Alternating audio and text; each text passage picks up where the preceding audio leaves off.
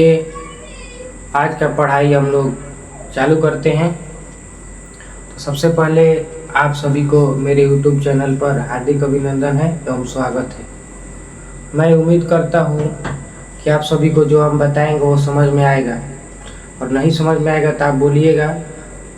तो आज हम लोग पढ़ेंगे बिलियन और संख्या गुणधर्म, जो एग्ज़ाम में काफ़ी क्वेश्चन आते हैं आपके 12th क्लास में।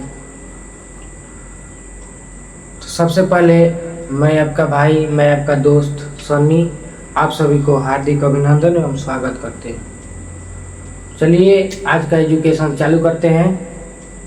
देखिए, आज हम लोग पढ़ेंगे बिलियन और अणुसंख्या गुणधर्म। बिलियन और अणुसंख्या गुणधर्म।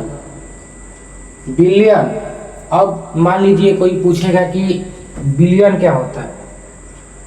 बिलियन क्या होता है? बिलियन क्या होता है? तो कहने का मतलब है कि बिले और विलायक के मिलने से जो मिश्रण बनता है उसी को हम लोग बिलियन कहते हैं। कहने का मतलब कि पानी और चीनी, पानी और चीनी, पानी प्लस चीनी, तो क्या बनेगा? ये शरबत। तो कहने का मतलब है कि इसमें बिले कौन है और विलायक कौन है। तो बिले कौन है? बिले कौन है?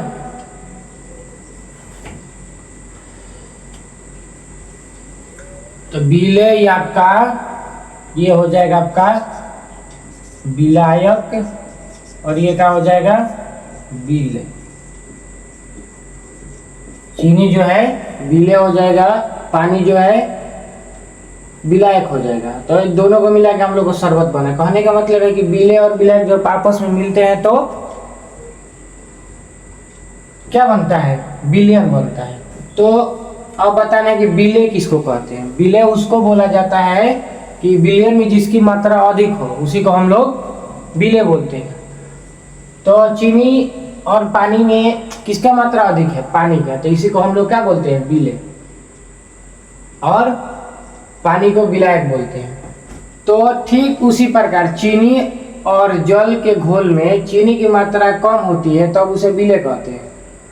ठीक, देखिए यहाँ पे लिखा हुआ है, चीनी और जल के घोल में चीनी की मात्रा कम होती है तब उसे बिले कहते हैं।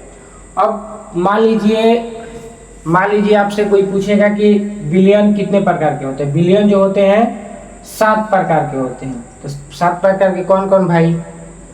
नाम बताना है कौन कौन, और उदाहरण भी बताना है। तो देखिए हम बताते हैं उदाहरण क्या क्या होता है।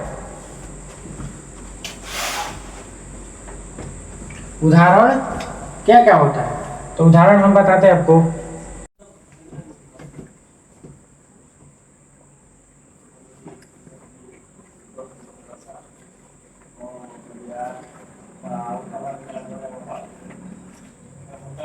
तो